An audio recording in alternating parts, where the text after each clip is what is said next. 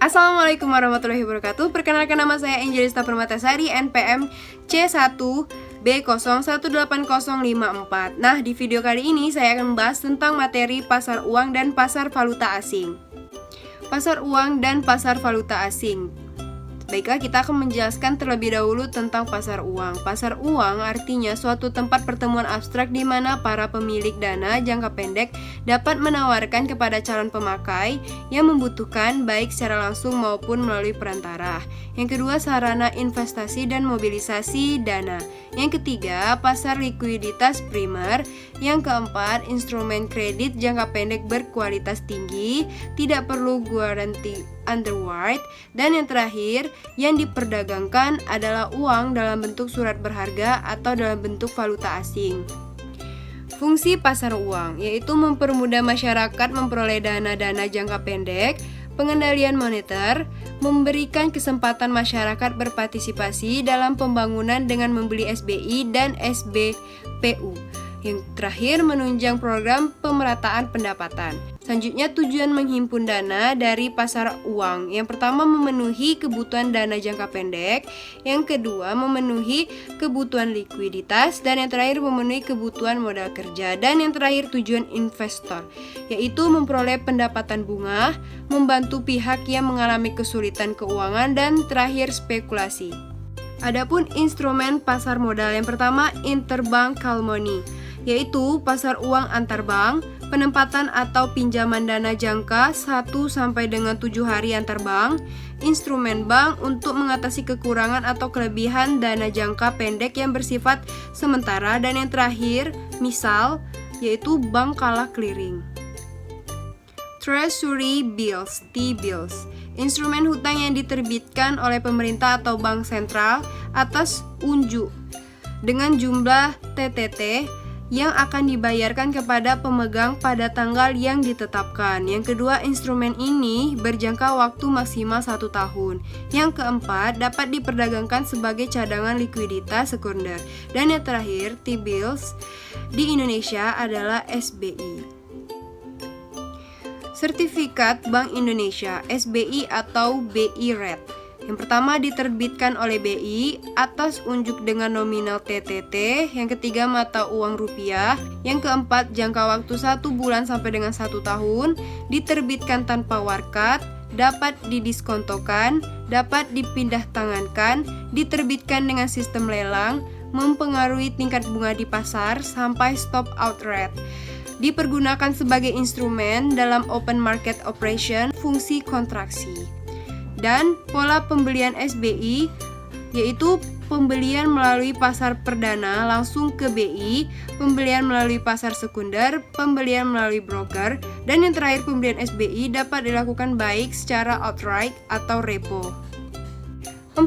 Surat berharga pasar uang SPBU, yaitu surat berharga jangka pendek yang dapat diperjualbelikan secara diskonto dengan BI atau lembaga diskonto yang ditunjuk oleh BI. Yang kedua, instrumen open market operation dalam rangka ekspansi moneter BI. Yang ketiga, dapat berupa wesel atau promise. Dan yang terakhir, jangka waktu 30 hari sampai dengan 180 hari. Yang kelima, Bill of Exchange, surat perintah tertulis tak bersyarat yang ditujukan oleh seseorang kepada pihak lainnya untuk membayar sejumlah uang pada saat diperlihatkan atau pada tanggal TTT kepada penarik atau order atau pembawa wesel bayar. Yang kedua, bersifat liquid. Yang ketiga, penarikan wesel ini biasanya didahului dengan transaksi jual beli barang, penjual sebagai penari wesel, pembeli sebagai tertarik, dan jangka waktu 6 hari sampai dengan 180 hari, dapat diperjualbelikan secara diskonto, dan yang terakhir dapat berubah menjadi banker acceptance. 6. Banker acceptance, yaitu BA atau time drive, wesel berjangka yang ditarik oleh seorang eksportir atau importir atas suatu bank untuk membayar sejumlah barang atau untuk membeli falas. Yang kedua, jangka waktu akseptasi biasanya 30-270 hari. Keuntungan, eksportir dapat menerima uangnya segera tanpa penundaan. Importir dapat menunda pembayaran sesuai dengan jangka waktu kredit lain yang disepakati dengan bank.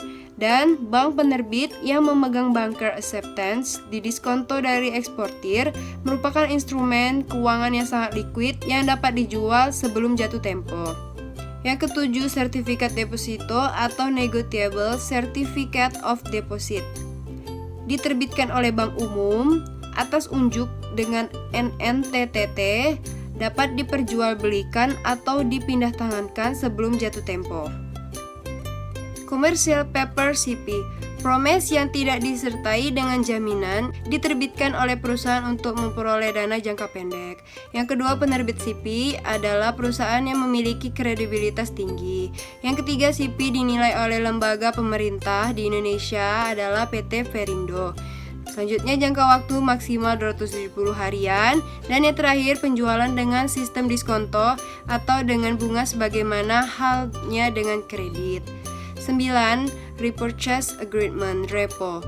Transaksi jual beli surat berharga disertai dengan perjanjian bahwa penjual akan membeli kembali surat-surat berharga yang dijual. Risiko investasi di pasar uang. 1. Risiko pasar (market risk). Risiko turunnya nilai surat berharga. Yang kedua, risiko gagal bayar, yaitu debitur tidak dapat memenuhi kewajiban bayar kepada kreditur.